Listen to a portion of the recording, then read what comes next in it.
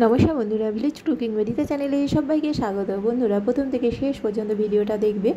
তো এখানে রান্নাটা তো করে নিয়েছি, ভাত হয়ে গেছে, বড়া ভাজা, মটর ডালের বড়া, আর রয়েছে মূলো শাক সেদ্ধ, কাঁচা লঙ্কা সর্ষের তেল লবণ দিয়ে মাখাবো, আর রয়েছে থোড়ের ডালনা,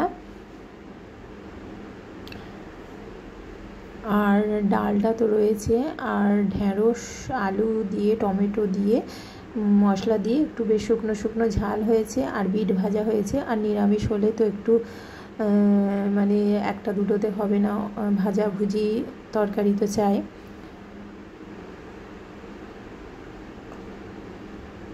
তো এরপরে আমি তোমাদেরকে প্রথমেই দেখিয়েছি প্রদীপ। তো আমি অনেক প্রদীপ তৈরি করেছি মাটি এনে, আমাদেরই এখানে মাটি ছিল, পুকুর পাড় থেকে মাটি এনে আমি আর আমার মেয়ে দুজনে মিলে তৈরি করেছি। যেহেতু সামনে ধনতেরাস উৎসব আছে, আর রয়েছে মানে লক্ষ্মী পুজো, আর রয়েছে দীপাবলি, আর তার সঙ্গে রয়েছে দামোদর মাস। দামোদর মাসে তো প্রদীপ দেওয়া হয়, প্রত্যেক দিন একটা করে প্রদীপ দেওয়া হয় ঠাকুরের সামনে।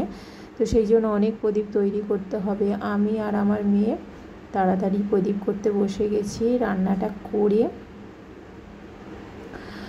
আর তাড়াতাড়ি প্রদীপটা করে ফেলেছি, কেননা অনেক প্রদীপ করতে হবে। আর এই প্রদীপগুলোকে শুকনো করতে হবে, রোদ্দুরে শুকনো করে নেব। ছোট বড় সব সাইজেরই করা আছে। আমার মেয়ে আবার পঞ্চপ্রদীপের মতো করেছে, 5টা ছোট ছোট প্রদীপ করেছে।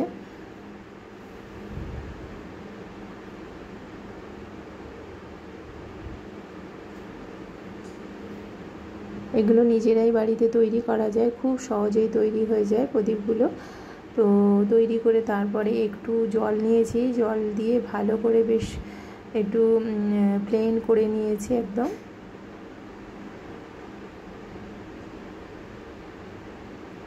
অনেক প্রদীপ তৈরি হয়েছে, এখানে 70-80টার মতো প্রদীপ রয়েছে।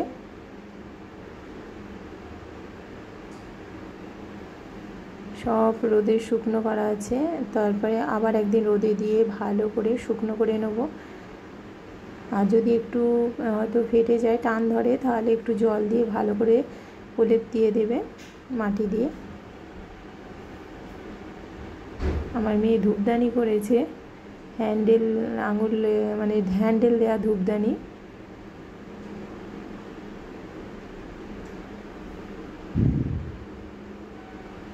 তো বন্ধুরা, আজকের মেনুগুলো কেমন হয়েছে এবং আমার এই যে প্রদীপ তৈরি কীরকম হয়েছে প্রদীপগুলো অবশ্যই জানাবে। আমার চ্যানেলটিকে সাবস্ক্রাইব করবে, লাইক করবে, শেয়ার করবে।